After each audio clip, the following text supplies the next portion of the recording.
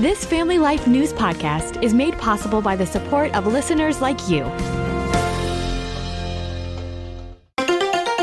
Next on the 5 o'clock report. What does it mean to be a boy or a girl or a man or a woman? One man in Tehran messaged me overnight saying my days are numbered. He's never answered any questions, and the Democrats on the committee voted with the Republicans. Now, let's go to the newsroom.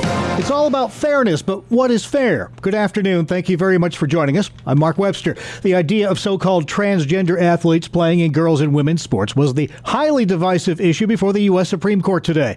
Justices hearing arguments in a pair of key state cases, West Virginia and Idaho, on so-called transgender athletes playing on girls' and women's sports teams and whether or not their bans are constitutional. Arguments came down to some very basic questions about fairness and what it means to be male or female, as witnessed in this exchange between an ACLU lawyer and Justice Samuel Alito. What is that definition? For equal protection purposes, what does it mean to be a boy or a girl or a man or a woman? We do not have a definition for the court. How can a court determine whether there's discrimination on the basis of sex without knowing what sex means? Roughly half of states have bans on so-called transgender athletes competing on girls' and women's sports teams, though not New York or Pennsylvania. However, Northern Tier PA Republican State Rep Clint Owlett is spearheading the Dads Defending Daughters initiative. We're asking people to go to defendingdaughters.com, sign the promise. There's 7 bullet points right there, and we're stating what we believe. We want people to know what we're standing for. We're going on the offense here, and we're saying, this is what we want for our daughters. Owlett says polls show just 20% of voters think it's okay for boys to compete against girls. Next to Iran,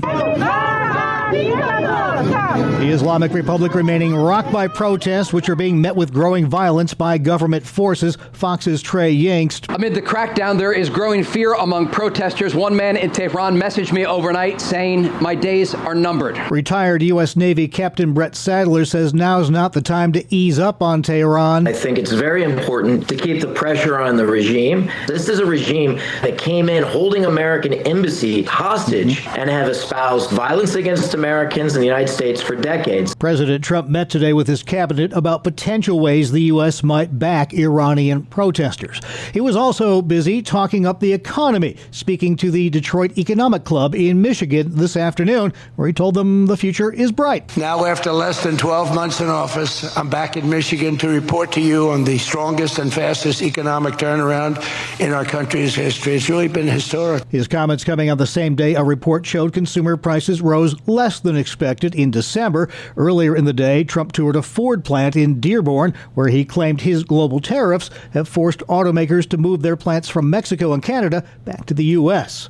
Former President Clinton facing a possible contempt of Congress charge. He failed to show up for a GOP-led House committee hearing today in the Jeffrey Epstein investigation. Now, Congressman James Comer says they'll move to hold the former president in contempt of Congress. He's never answered any questions, and the Democrats on the committee voted with the Republicans for Bill Clinton to come in. I mean, I don't ever remember a bipartisan vote to subpoena anyone. I've been on the Oversight Committee the entire 9 years I've been in Congress. Former Secretary of State Hillary Clinton is scheduled to appear tomorrow, but in a joint statement, the Clintons say she will not appear.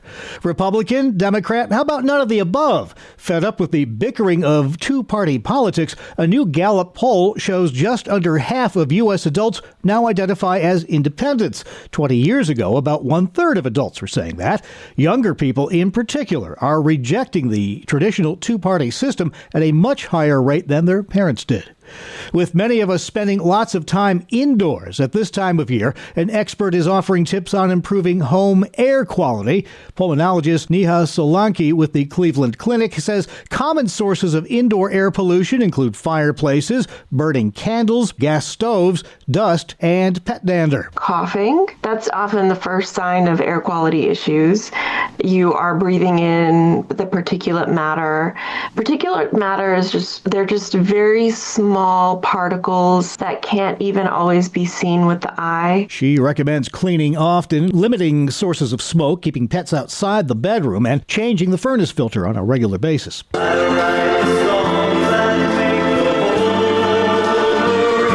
Famed pop singer Barry Manilow heading out on tour next month, not long after undergoing treatment for lung cancer. The tour announcement says Manilow's surgery went well and his medical team's optimistic. Manilow will kick off his arena tour on February 27th in Tampa. The closest he'll get to our area is Ohio. And you might not know the name, but you've probably identified with his humorous take on office life. Scott Adams, whose comic strip Dilbert poked fun at the ins and outs of the cubicle life, has died. The 68-year-old recently disclosed he was in hospice care for advanced prostate cancer. At its peak, Dilbert was syndicated across 2,000 newspapers worldwide in at least 70 countries. The native of Windham, New York in Greene County did his undergraduate studies at Hartwick College in Oneonta. Shortly before his passing, he expressed plans to become a Christian, saying many friends and readers had shared the gospel with him, and in posting news of his passing, his ex-wife says one of his last acts was to accept Christ. Still to come here on the 5 o'clock report, New York's governor delivers her State of the State message. A PA sports icon has had enough, and highlights from today's Hometown Heroes. I'm Kevin Williams, and here is your Family Life regional weather forecast tonight. Turning out mainly cloudy. There will be a rain or snow shower for some, low temps 30s. Cloudy tomorrow, a couple of rain showers, flipping to snow later in the day in far western New York and northwest Pennsylvania. Highs in the 40s, but falling temperatures in the afternoon. Then much colder and blustery tomorrow night into Thursday with snow, localized lake snow, and flurries. High temperatures on Thursday will occur early in the day, mid-teens to mid-20s. Those temperatures drop through the day. Wind chills will drop to or below zero by Thursday afternoon. The heaviest snow accumulations through the event Wednesday night through Thursday will be across central New York and points north. All right, forewarned, Kevin. Thank you very much. Now checking the stories, making news where you live across New York and Pennsylvania. New York Governor Kathy Hochul wrapping up her 2026 State of the State address in Albany this afternoon. From the outset, Hochul was drawing parallels from New York's Revolutionary War days to current conflicts between Albany and Washington. New Yorkers have always been a rather rebellious lot, willing to take on forces larger than ourselves in the cause of liberty and freedom. Born in secret meetings, charting a path forward under the weight of an oppressive power. Sound familiar? The Democrat threw repeated barbs toward President Donald Trump. New York Democrat Socialist Mayor Zohran Mamdani was among those in attendance. Pennsylvania State Treasurer Stacey Garrity, guest speaker at the Pennsylvania Press Club yesterday in Harrisburg. The Athens native is hoping to become Pennsylvania's first ever woman governor next year. She focused her firepower on Governor Shapiro's abortion record in a speech to the media Monday. I am pro-life, okay, but I am for exceptions. Now, the only extreme position is my opponent, who believes that you should be able to have an abortion for any reason, at any time, using your taxpayer dollars. Garrity's won 2 statewide elections in PA, but remains largely an unknown. The conservative Republican emerged as the lone challenger to Shapiro when State Senator Doug Mastriano announced he would not seek the GOP nod this year. The New York Blood Center has declared an emergency after seeing a significant drop in donations. The center says donations have dropped nearly 40% below what's needed to meet hospital demand. The American Red Cross says it's close to a shortage as well. What's it like to give blood? This woman has some thoughts for Spectrum News. If you can manage the poke, then everything else is a piece of cake. It's very comfortable. It doesn't take very long if you're just doing whole blood. It's an easy way to just do something for someone else. All blood types are needed, though O, A negative, and B negative are in especially high demand. Well, Pittsburgh may need a transfusion of sorts. A rough couple of days for sports fans there. Last night's 36 home field beating at the hands of the Houston Texans had many fans saying they've had enough of head coach Mike Tomlin and his lengthy postseason losing streak. Apparently, the feeling's mutual. Word today that Tomlin is stepping away from the black and gold after leading the team for 19 straight winning regular seasons. ESPN's Rich Eisen says even angry Steelers fans have to acknowledge Tomlin's tremendous positive impact on the Steel City. This man, Mike Tomlin, what he has meant to the Pittsburgh Steelers, the organization, the community, the mantra of what it is to be a Pittsburgh Steeler. Tomlin walks away with 2 years remaining on his contract. Up next, we'll stay with football with highlights from today's Hometown Heroes, featuring the inspiring Tom Sillo, who successfully chased and finally caught his dream of playing college football this past season for Lycoming College at 58 years old. Tom, there are thousands of college football players around the country, but as far as we know, you're the only 58-year-old college football player. I was surprised to learn you're not even the oldest guy to ever do this. There's been some guys in the 60s, but you're probably the oldest to ever do it in the trenches as a defensive lineman. All the more impressive. I'm going to tell you what, it was challenging. I'm not going to lie about that. When I met with the coach, initially, he said, what position are you thinking? I said, I would love to play tight end. He said, well, I already got 3 tight ends on the roster. So I said, well, can we try defensive end? Well, then once practices got going, he moved me into nose tackle, and it was tough. That's one of the toughest positions out there. Tough. How did you hold up? Okay, I'll say. That's fair. At 220 pounds, not the ideal size for that position. You're oftentimes getting double teamed as well. Mm-hmm. So I had some moments, in camp, I thought I had some broken ribs. I took a really good shot to the ribs. A couple fingers that I'm pretty sure were broken. I just taped them up the last several weeks of the season. I took my lumps. In football terms, I got pancaked more than once, too. Oh, my. How did your coach treat this here? I mean, I believe you're even older than the coach, which is pretty unusual. I am 4 years older. He was great. He never promised me anything special, no guarantees on playing time. He just said, show up, go to work, and we'll just see how it goes. But I'll tell you, Mark, once a season strings along, guys get worn out and beat up anyway, even the young guys. Right. And so it was tough for me, and it was hard finding the day-to-day energy, once you started throwing in studies and tests and reading and meetings and lifting sessions and everything all-inclusive. It was tough for me. Yeah, I wanted to ask you about that, too, because not only are you out there playing D3 football, but you're going back to the classroom at 58, and that's not easy. I had concerns coming into this physically. Clearly, I did. I had concerns financially, big time, and I had concerns academically. And I think maybe the academic side stressed me out more than any of it. I set a couple goals from the onset. One was I was determined to not miss any class time. No matter what happened, get in the classroom. And number 2 was to make the dean's list. For me, that was a challenge because even in high school, I wasn't the most scholarly type. So I knew this was going to take a lot of work on my end. I didn't quite fully live up to that. Out of my all 4 classes, I missed every class once, but that was due to my invite on the Today Show. So I had to drive to New York City. So nearly a perfect attendance, but I did do the dean's list. I ended up with a 3.75 GPA. I was happy about that, not just for myself, but honestly, once this story started to gain momentum and I picked up a following, I thought that would be a great message to put out there. Did you expect all of this attention, Today Show appearances, and I know you got at least one endorsement out of this. It's not the average deal for a D3 football player.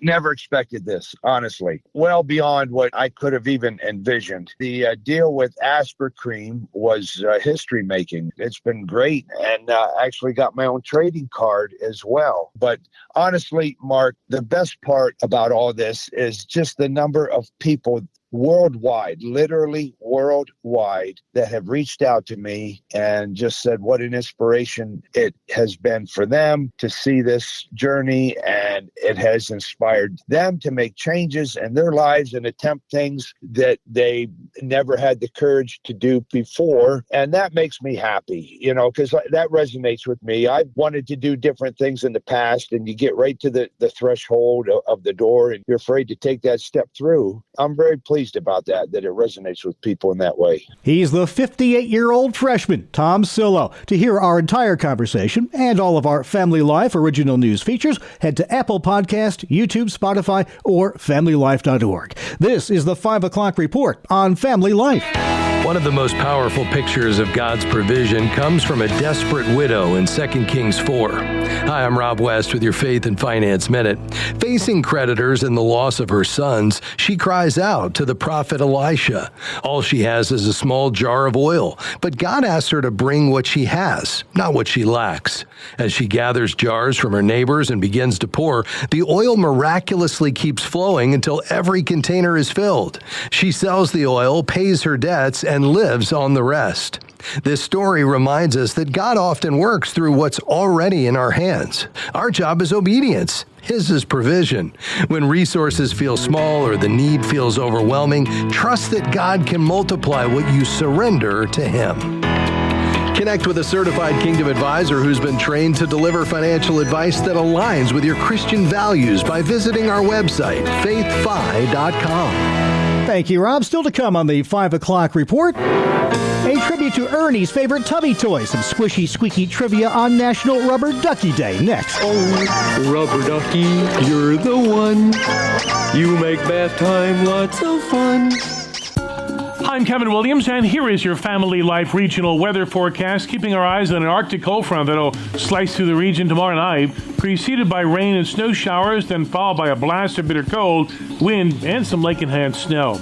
Our call for tonight, turning out mainly cloudy. There will be a rain or snow shower for some, low temps 30s. Cloudy tomorrow, a couple of rain showers, flipping to snow later in the day in far western New York and northwest Pennsylvania. Highs in the 40s, but falling temperatures in the afternoon. Then much colder and blustery tomorrow night into Thursday with snow, localized lake snow, and flurries.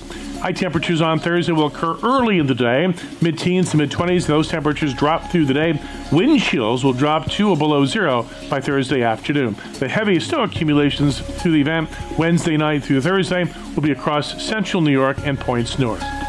All right, thank you very much, Kevin. Finally, at 5. Yeah, happy National Rubber Ducky Day. Ducky devotees can thank Charles Goodyear for inventing vulcanized rubber. Rubber ducks actually started out in the late 1800s as solid chew toys for babies. It wasn't until the 1940s when an artist patented a design for a floating, hollow duck sculpture. Then the rubber ducky was really hatched. Then came cheaper mass production using vinyl and plastic. So by 1970, when Ernie's famous Rubber Ducky song came out from Sesame Street, they weren't actually made of rubber anymore, but vinyl ducky just doesn't have the same ring to it. In 2013, the Rubber Ducky was inducted into Rochester's Toy Hall of Fame. That's the world we live in for Tuesday, January 13th, 2026. Thanks again for joining us. I'm Mark Webster, Family Life News. Thank you for listening to this Family Life News podcast. If you've been encouraged by what you've heard, please share it with others and click the subscribe button to automatically receive future episodes. Family Life is a listener-supported ministry. Podcasts like this are made possible by your financial partnership. Find out more at familylife.org.